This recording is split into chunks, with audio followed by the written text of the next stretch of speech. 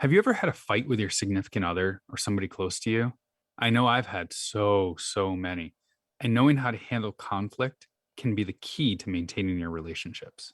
Today, we'll share with you some surprising strategies that can help you manage conflict in a healthy way. We'll talk with Jayson Gaddis. He's the founder of the Relationship School and the author of Getting to Zero: How to Work Through Conflict in Your High-Stakes Relationships. This is The Fit Mess, conversations with world-class experts in the fields of mental, physical, and emotional health. In this episode, when people avoid and pretend like, yeah, we don't fight, everything's great over here, probably 10 times out of 10, they're wearing a mask and they're in a pretty superficial relationship. Any good sports team, any good band, any good marriage, any good business partnership has conflict, and they get stronger through it and they know how to figure it out. Now here are your hosts, Zach and Jeremy. Hi, and welcome to the Fit Mess Podcast. Thanks for joining us today. I'm Zach, and he's Jeremy, and together, we're two vulnerable guys helping you overcome your struggles to achieve your mental and physical wellness goals.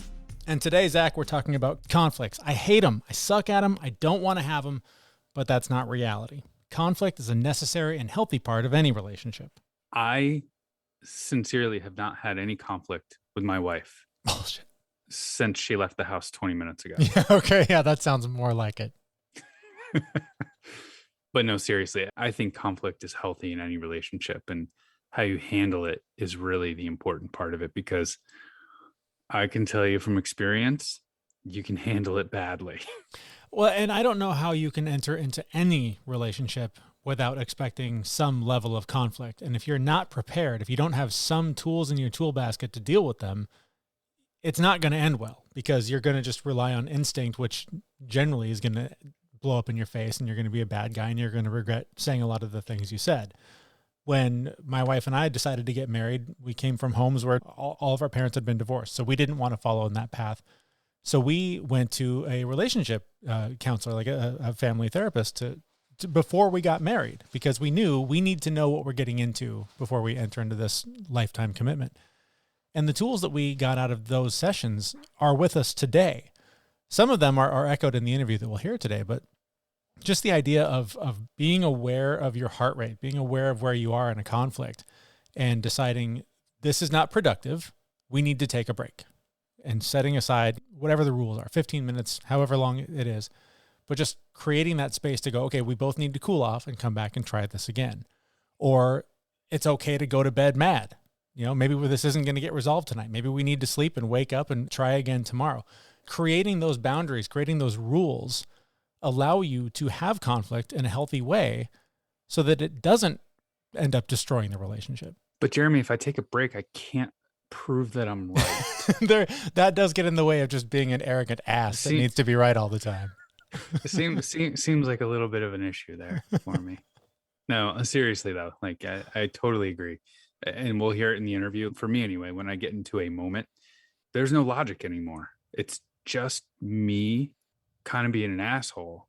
And I need to, and I have, recognize when that happens. And my wife reminds me of it. And I need to remember in the future, when that moment hits, if I'm just being a jerk, if I just need to be right, if I just need to get my point across, that's the moment where I need to step back and walk away for a little bit. Well, and how many times when you're in that moment, are you not even having the same argument anymore? Like, you're arguing with what you're perceiving the other person thinking, or what you're interpreting their words to be, without actually listening to what they're saying and responding to it. Like, you're so on a mission to just be right.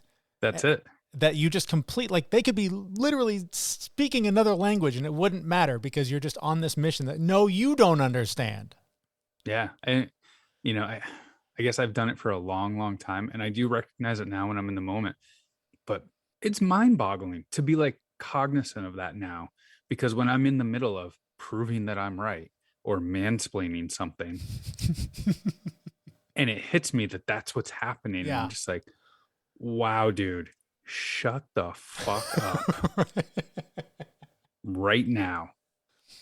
Well, us not being the relationship experts that our guest is, perhaps we should shut the hell up and let him give you some amazing advice and some strategies that I was surprised to hear him suggest that I have not implemented yet, because honestly, I'm a little too scared. But we will let him explain those amazing strategies. His name is Jayson Gaddis. He's the founder of the Relationship School and author of Getting to Zero: How to Work Through Conflict in Your High-Stakes Relationships. But first, we want to invite you to participate in our Facebook group. If you head over to the Fit Mess community on Facebook, we're continuing some of the conversations that we have in podcasts there. Also, we have a monthly accountability challenge. This month, we're focusing on yoga. Last month was meditation. Highly encourage you to go and join if you haven't already. We are looking forward to seeing you and seeing you participate there. Now to our conversation with Jayson Gaddis, where we started off mic telling him about the pain that started us on our journey to healing and asked him about his own. Yeah, well, we have something in common, which is pain helped us change our life. For me, growing up, I was a sensitive, emotional kid, and being a boy in a sports kind of dad family and sports culture, that wasn't cool. So I learned to stuff and hide and bury that as much as I could to fit in and belong. And that worked. I got a lot of approval and accolades, but each year that went by, I was kind of growing in my misery. And eventually, I started experimenting with drugs and alcohol and abusing drugs and alcohol in my early 20s, and started dating women. And all the relationships I had, I would keep the woman at an arm's length because I just didn't want to let her in. I didn't know how. And I usually just had it that she was the problem. She wasn't X enough. She was too much of this, not enough of that. Too sensitive, emotional, needy, all the things I was repressed about. And after 10 years of that, repeating relationship blowout after relationship failure, I just was like, okay, I think I'm the problem here because I'm the common denominator in all these others. And so when I had that awakening at age 29, I was like, okay, it's time to get my shit together here. And I really did want love. I wanted to understand love and connection and partnership. And so I enrolled in grad school and started studying myself in psychology, and went to therapy, group therapy, individual therapy, and I just hit it hard, started meditating, and I did everything I could to change myself in my life, and met my wife eventually, and then kept studying and training, and had a couple kids, and we just started figuring things out better and better. And then I was coaching and working with couples mostly. Eventually started this thing called the Relationship School because I got tired of complaining that there is no class on this in high school or college. So here I am. So tell us a little bit more about the Relationship School. What is it, and where do I sign up? I mean, where can people sign up? Right on. Relationshipschool.com. The Relationship School podcast is our podcast. Yeah, and we're a training organization. We want to help people basically deepen a life skill, which is everybody knows how to communicate, but not everybody knows how to communicate under stress very effectively. So that's kind of one of the places we focus on, is how do we listen under stress? And we train people how to listen differently and how to speak differently. It's a transformational journey, really. It's a class, but it's also like, if you're ready to completely transform your life and get to know yourself on a deep level, then this is one place to come and do that. And you have a new book that is also offering to help people. It's called Getting to Zero: How to Work Through Conflict in Your High-Stakes Relationships. Getting to zero, what does that mean? And what are we going to get out of this book? Totally. Getting to zero is getting back to that good place. We use a 0 to 10 scale, 10 being I'm super triggered and activated and can barely hold still. 0 is we're good and connected and we're on the other side of it and we feel safe and everything's great here. And that's the place I want everybody to live their life from, because we're just more effective there and we feel better in our life. We're more fulfilled. And it allows us, the opportunity to take on all the other challenges we're dealing with in our life. My book is really, how do we get back to that good place that should be our baseline? Well, then how do we get back to that place? And obviously, we don't want you to give all the secrets of the book because we want people to buy the book. But what does that look like? I know for me, that's very difficult for me to come down to 0 when I'm, say, emotionally charged. So what's happening in the brain that causes people to not be able to get back to 0 easily? Yeah, we're social mammals and we're wired to connect, but we're also wired to protect ourselves and to perceive threat all the time. In fact, we're twice as wired to perceive threat than we are to connect. So it's very deep in us to look and be scanning consciously and unconsciously for threats. And other people this day and age are the most threatening things that we can experience in modern day. And what happens when we get triggered is it just turns on a part of the nervous system called the sympathetic branch. And we go into, you've heard the fight, flight, freeze response. I call it, we posture, collapse, seek, or avoid. And we disconnect and we go into a defensive posture is a way to protect ourselves. And we move from the front part of our brain, which I call the front seat, to the back seat, where the scared animal takes the steering wheel and is now driving. That's when we say and do stupid shit.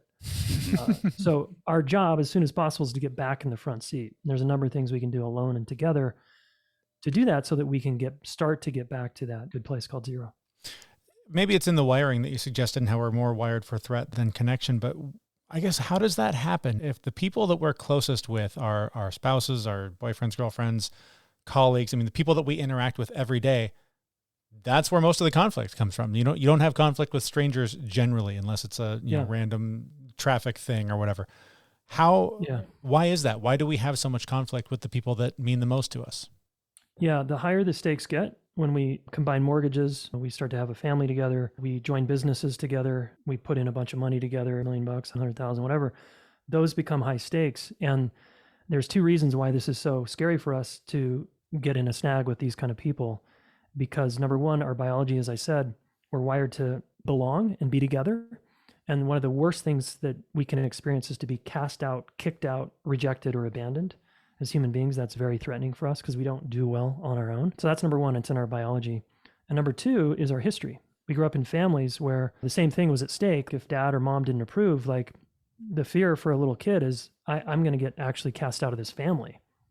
And in a peer group, growing up, it's the same threat. It's like, shit, and so we do all kinds of things to try to mitigate that, including develop strategies like I did to get liked, to get approval, etc. And the higher the stakes, the more those memories come from our body and our negative experiences in our past come out. If you've been raised in a family for 18 years under a certain relational doctrine or blueprint, the place that's going to wake up the most is in long-term relationships. That same memory and those imprinting is going to come up in a partnership, for example. So I heard you say that the most successful relationships, people have the ability and willingness to work through conflict. Yeah. And when I heard you say that, it really just got me thinking about mindset and how the two people in said relationship really need to have an agreement or some kind of understanding to be able to work through that. It can't be one-sided. Is that right? And how do you come to that consensus? Yeah, I mean, it can be one-sided, but it's not going to go very far. You're exactly right. It's the mindset. The mindset that we want to operate in is conflict is not the problem. And conflict is actually a welcome opportunity to get to know ourselves and the other person more deeply and to connect at a deeper, more authentic level. That's what really conflict's about. It's adversity inside of a partnership, right? No big deal. It's challenge. Yeah, it's challenging. It's hard. It's uncomfortable. But we have this tremendous opportunity. So if both people are operating in that kind of growth mindset, this is an opportunity, those couples succeed, whereas other couples or partnerships where one person's a yes to it and the other person isn't, or both people are completely ignorant, it's kind of a sufferfest. I think those 2 points play well together. You were talking about developing strategies to be liked and not be shunned and whatnot. And for many of us, that's wearing a mask of some kind, putting on some front that is appealing to people on the outside, while on the inside, we're starving and dying because we're not being our authentic selves. And I think a lot of times, I know I've been guilty of this most of my life. I hate conflict. I grew up in a home where it happened constantly and I didn't want any part of it. And so I've avoided it a lot in my life, but I have been trying to learn and trying to come out from behind that, because I've learned that engaging in conflict and giving the other person the opportunity to see that you're passionate about that thing, you're almost sort of robbing them of a gift of that authentic expression and connection. I think it creates a deeper connection when you have the conflict, because there's this fairy tale I think that so many of us have, that you get married and it's just literally happily ever after. Nobody ever fights again. But there is a deeper connection, I think, missing when there isn't conflict. Would you agree with that? Oh, absolutely. Yeah. When people avoid and pretend like, we don't fight, everything's great over here, probably 10 times out of 10, they're wearing a mask and they're in a pretty superficial relationship. Any good sports team, any good band, any good marriage, any good business partnership has conflict, and they get stronger through it and they know how to figure it out. So we have this, again, it's always a choice, of course. I'm with you. I don't like it. It's uncomfortable for me. Still to this day, it's not like I'm like conflict guy. I love this stuff. I love what's on the other side of it, which is usually that zero yummy connection place. Right. But I don't like going through it. Just like I don't like going through challenges in my business where I get my ass kicked. I don't like that, but I know it's sculpting me and building character, and it's helping me become a stronger human, right? It's like lifting weights. It's the same thing. It's like, this is going to help me out, even though it doesn't feel good doing it sometimes. Yeah. So yeah, we all have a choice here. And I'm trying to encourage the conflict avoiders out there, or the people that are in some kind of fantasy about not having conflict, that you're missing out. And whenever you avoid an external conflict, you're creating an internal one that you get to carry around. Now you have two things to deal with. Yeah. Sometimes joke that before my feet even hit the ground, my wife and I have had a conflict during the day. But then we both are thankful that we just woke up that day. So I would love to hear a little bit more about the ground rules, or like, how do you get through? This is me asking for me, but I know there's so many other people out there. But like, when my rage goes, when I am up there at 10, there's no logic, there's no reasoning, there's no want of a deeper connection. There's just, I need to be right, and I'm going to express it in this way. Yeah. So I would love to hear, what are some simple things that somebody could do if they're in that moment to just bring themselves down a couple of notches, just enough for the logic brain to kind of kick in. Cool. Let me back it up with just some context first before I answer that. So there's this thing called the conflict repair cycle that's going to go on forever in your life, which means you got to get good at it. And it has three parts. We disconnect because we have a fight or an argument or distance or something. And then we've got to work to reconnect, and then we get connection again. And it just round and round it goes. Disconnection, reconnection, connection forever.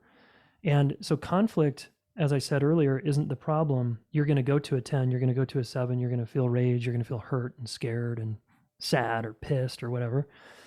The most important place to put your attention on in that conflict repair cycle is the repair and reconnection process. Because we're all going to do the stupid thing, or raise our voice, or shut down, or dissociate, or do something that's upsetting to the other person, our spouse perhaps. It's how quickly can we recover and own that we did that and understand impact. And then how can we keep working together as a team to feel like we're good again and safe and we're cool, and we repair the injury that we just caused. So that's just on a view level, that's essential to just operate under that paradigm. And then in terms of the brass tacks of what to do in the moment, if we are really heated and we said this stupid thing or whatever, a couple things. A lot of couples like keywords or stop words or something. Those can work for some people. I tend to think that just calling a pause, hitting the pause button, I call it. And I like pause better than timeout, because pause implies that I'm going to hit start again. And we just need to take a pause and take a break right now. And I'm going to go deal with myself and sit down, or I'm going to go on a walk, and I'm going to express my feelings to a friend. I'm going to punch a bag. I'm going to just breathe into the anger, and I'm going to be with and learn how to self-regulate.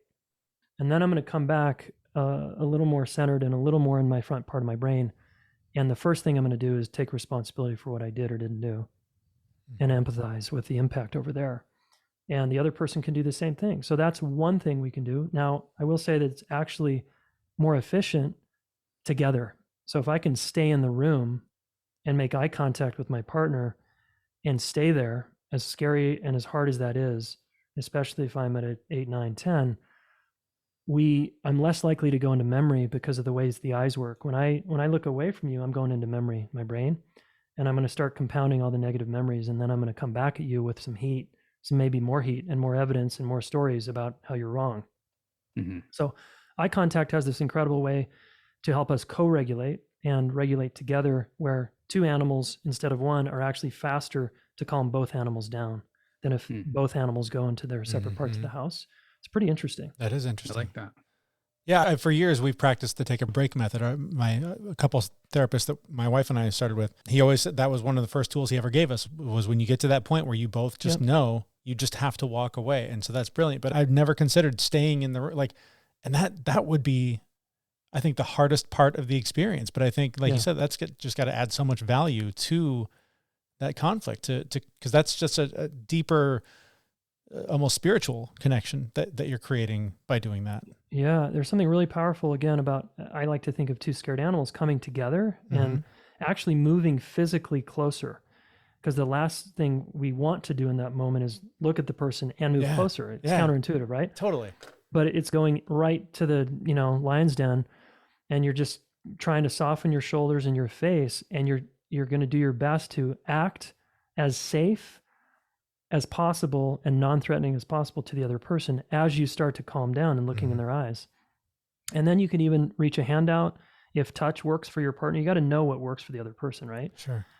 Touch might lowering your voice, softening your tone of voice, slowing down in your voice and how you're communicating, maybe standing side by side because it's less threatening a little bit and looking kind of 3/4 view. This is up for each couple has to find out what works for their nervous systems, but it's really about the nervous system. How can we get back in our social engagement system where we're actually coherent and okay again? So interesting. Yeah, I'm just envisioning it in my head, and I can just see my wife's laser beam eyes hitting me from across the room. I know she wouldn't quite look like that, but that's my fear.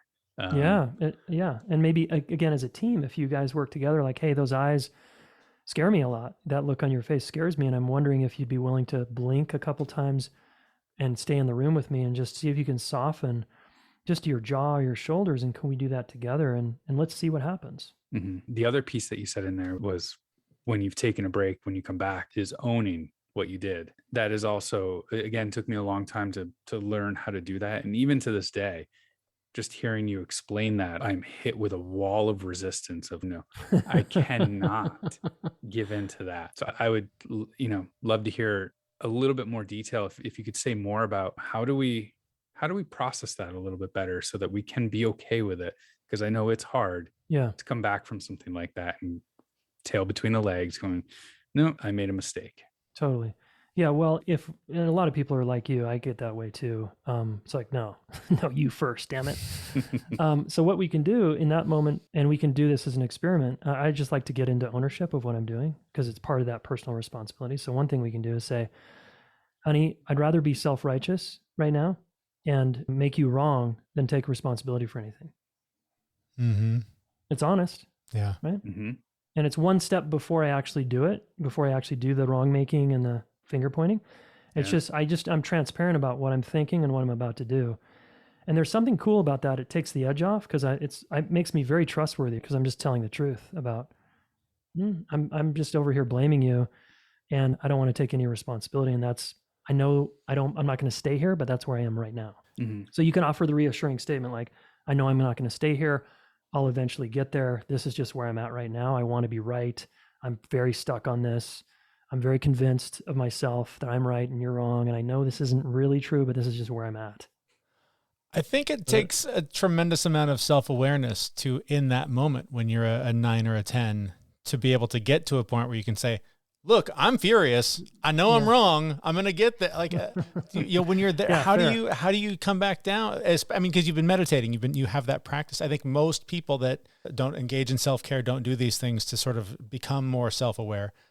How do they find that path to be able to make that connection with themselves and go, oh, that's what I'm feeling. I should say that out loud. Yeah. Well, here's the cool thing about relationships is if we're with someone we trust and we love and we care about, it's a team effort. It's not just a Jeremy on his own or Zach on his own effort thing. I've just got to handle this. It's a team effort. And that means I do work on this on my own and I do start meditating. I learn how to be with my experience when I'm upset and I'm enraged. Even, in the car, when someone cuts me off, some of us go to immediately get triggered into road rage. And it's just like, pull the car over and just see if you can take 5 breaths and set your timer on your phone for 2 minutes and breathe and just be with yourself. Could you do that? I like to take the allowing myself to blame approach also, which is whether it's in the room or the other room, just letting my wife have it in my mind, right? So I'm actually not saying it out loud. Right. Or I have a male friend. I have a couple male friends that can receive this kind of communication and I let it rip with them. And I'm like, dude, I just need to vent for a fucking second. And I tell them how fucked up my partner is or whoever I'm mad at is. Right. And so it's going to a safer place where it's going to be received. Yeah. And then later they can help me clean up the mess. And my first question always is to my friends is help me see my side. Right. Because I'm not seeing it. So that's the individual part I can do without her. And then what's cool with her is we can be a team trying to figure out my nervous system and my reactivity as a team. And the same with her. Like we're a team trying to look at objectively her nervous system and how do we handle you when you're this upset? Because when you partner with someone, you have this amazing advantage where you don't have to do it alone. You actually can be a team trying to figure this out together. That's amazing. I'm sitting here listening to all of this, just golden nuggets coming from you. And I've never been in a situation where I actually am kind of looking forward to the next conflict with my wife so that I can try and practice. Just go do something stupid real quick, Zach. It won't take you but a second. Naturally, it'll happen. I know it will. The day's not over yet. Is there anything that you'd like to tell the audience, simple things that they could do to be better about conflict resolution with the people that they love? And then where's your book at? Where can we find it? And where can we find you online? Yeah, cool. Let me share one last concept that I call 2 shitty choices. So for the listener that has a habit of, well, it's not worth it, I'm not going to go there, it's just going to make it worse, I want to present your choices that you've kind of figured out for yourself. And choice A that's choice A. I speak up and it doesn't go well and the person goes away. They reject me, it gets worse, we get into a worse fight. That's choice A. Choice B is I don't speak up, but I have to kind of betray myself and I just go along to get along. And I minimize that my truth doesn't matter that much. I better just not bring it up. Those are the classic choices people find themselves in. And in the book, I'm advocating for a third choice, which is really choice A, that turns into choice C, courage through conflict, where I do speak up because I'd rather maintain my relationship and my integrity with myself and lose my relationship with you versus lose my relationship with myself, but maybe keep my relationship with you. And I think when people hear it said that way, it's like, oh shit, right, that's what I'm doing. And I just really want the listener to consider, yeah, that's probably what you're doing. And the courageous move here is to learn, apply yourself. This is a life skill anyone can learn. I don't care how you're wired. You can learn how to do this and how to communicate more effectively under stress. And it just takes practice and you can do it. You talked about just your own experience, and we're talking about our spouses. I heard you say that your approach to conflict changed when, I guess, maybe not when you met your wife, but with your wife. What was that evolution like for you? What was conflict before that growth with your wife? Conflict before was blame. I was very caught in blame and very little personal responsibility. And I would make statements like, oh, it's probably me, but I actually never looked into it. So I was just kind of a cop-out. And then when I met my wife, we were actually studying psychology together and nerding out on it separately and together. And it started to become very interesting to try to figure out, how do we get back to a good place that I now call zero? How do we get there? And, it would take us hours to process stuff as two budding therapists back in the day, like 3-hour, 4-hour processing our arguments. It's just like, dude, you're projecting. No, you're projecting. Got kind of exhausting. So we just got more efficient over time. And we used to do the go in the corners of the house kind of approach. And let's come back when we're in a better place. And that we still do that once in a while, but for the most part now we stay in the room and deal. And it's just evolved over time. And I feel like got more efficient, but we probably disconnect and argue just as much as the next couple. We're just trying, and we're very committed to getting more efficient over time. Lots of great tools here. I'm sure there's a ton more in the book. Where can we find it and where can we learn more about you? Yeah, cool, man. Getting to Zero is the book, How to Work Through Conflict in Your High Stakes Relationships. Just came out. I'm pumped about it. I think it's going to serve you. And gettingtozerobook.com is probably the best place because there's a little conflict quiz you can take on that page that I think is pretty fun and interesting. And there's a lot of other little resources there, but that'll take you to your places you like to buy books also. Perfect. Thank you so much for the opportunity and the time. This has been a great conversation. Yeah, thanks, guys. Our thanks to Jayson Gaddis, the founder of the Relationship School and the book Getting to Zero, How to Work Through Conflict in Your High Stakes Relationships. Jeremy, I got to say that there's so many nuggets in there that I took away, but the one that really, really stuck with me was when I am in that moment of, I have to be right, to just say that and be like, hey, I'm being an arrogant dick right now. And I just want to be right. And I want to be upfront and tell you that. And that's what I'm thinking. So I just love that. Have you been able to practice that yet? I haven't yet. Okay. Because we haven't had a conflict in 25, 30 minutes. Yeah, exactly. No, I have not yet. I haven't gotten to that level yet. I've been very, very cognizant since we had this interview. I've been very cognizant of when we have conflict to make sure that we're working through it and that I'm not mansplaining things and I'm not being an arrogant a-hole that I can be. The one that stood out to me that I have also not implemented because I honestly don't think we've had a real fight or argument since the interview happened, but the idea of staying in the room, that is the antithesis of everything that I learned 20 years ago from my counselor. It was When things are at their worst, take a break, come back. The idea of staying in the room when things are at their worst and making eye contact and just like shutting up and allowing the anger to just be and getting through that together, that flies in the face of everything I've known for 20 years. So that is really intimidating to me, mostly because I think I'm the opposite of you. Like, instead of wanting to be right, I always kind of feel like I'm probably wrong, but I'm just lashing out because I'm angry, and being seen in that vulnerability, I think is too much for me. Yeah, I don't know if I could do that myself. I feel like whatever fire had been burning, it would be like the forge just getting hotter. Right. Being in the same room, like just the energy in that room. And I know that the next comment, which would normally be like, what would you like for dinner, would come out like, do you want to fucking eat? Like, so I don't know. You might want to avoid that one then. You might want to avoid that strategy at least for a while. That. All right. But again, having ground rules and talking to your partner about how you're going to handle conflict before the conflict actually happens. Mm-hmm.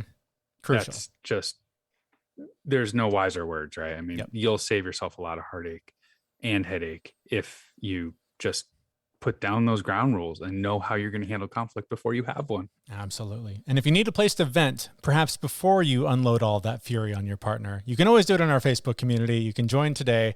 We have lots of great conversations there. We had our first Facebook Live there last week. Total train wreck. We'd never done anything like it before. Totally did it wrong.